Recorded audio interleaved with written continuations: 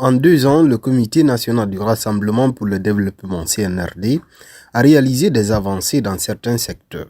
C'est l'avis de ce juriste constitutionnaliste. Avec l'avènement du CNRD, il faut reconnaître qu'ils se sont investis à fond pour lutter contre cette délinquance économique et financière. Sur le plan des infrastructures, tout était au point mort ici.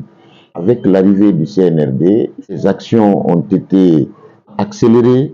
Aujourd'hui, c'est visible. De Conakry jusqu'à Kankan, c'est vraiment réjouissant. Même à Conakry aujourd'hui, les voiries sont en train d'être sensiblement améliorées aussi.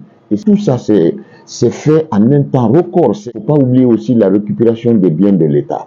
Les biens de l'État étaient presque hypothéqués par des particuliers.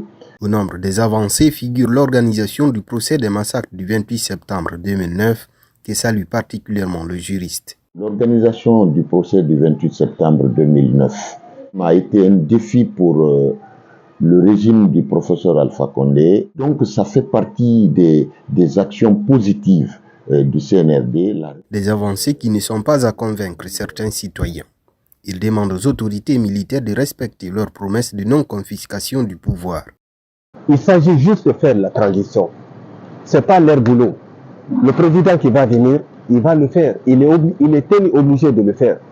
Disons la vérité, c'est des gens qui ne veulent pas laisser le pouvoir. Le coup d'État a été fait, on voit les mêmes pratiques.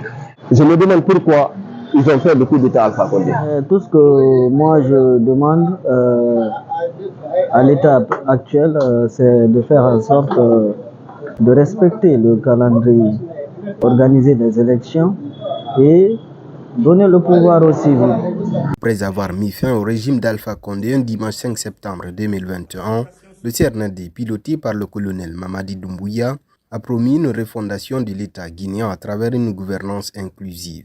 Ce chantier est aujourd'hui à l'arrêt selon le doctorat en droit constitutionnel. Donc, très malheureusement, la refondation qui est prévue, qui a été annoncée le 5 septembre 2021, est en train de battre de l'aile.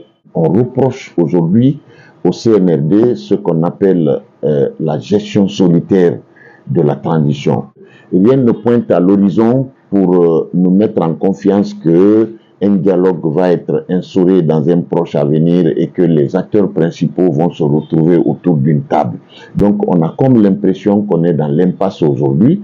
De ce côté, c'est-à-dire sur le plan politique, il y a blocage. Ça risque d'impacter le processus de la transition et le gros risque qu'il faut éviter d'ailleurs, est-ce que ça ne va pas nous ramener dans un cycle de violence indescriptible? Et voilà la crainte. Le risque est bien réel. Les partisans des forces vives créées justement pour s'opposer à cette gestion solidaire du pouvoir par le CNRD, entre guillemets, ont bravé l'interdiction des manifestations de rue. Ils se sont à chaque fois heurtés aux forces anti-émeutes qui n'hésitent pas à faire usage de la force dans le maintien d'ordre.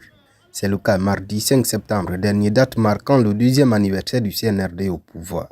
4 personnes ont été tuées par balle selon les organisateurs de la manifestation interdite la veille par le ministère de l'administration du territoire.